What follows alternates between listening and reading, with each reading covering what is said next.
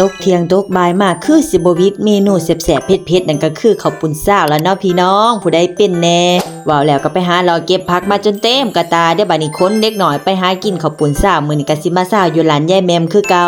มาฮอดร้านแล้วกินน้ำปลาแดกตำถึงใส่ดังเลยล่ะบู๊จะแม่นถึกใจคัก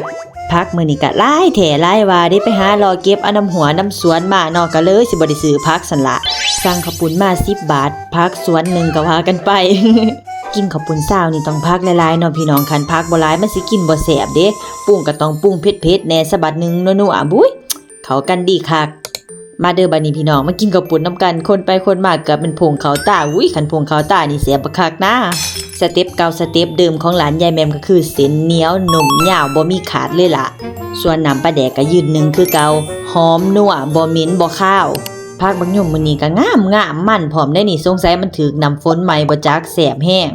ผักมันสลางก็คือกันได้พี่น้องยอดใหญ่ๆอวบๆบุ้ยมันขนาดเข้ากันดีแห้งกับข้าวปุ้นซ่าว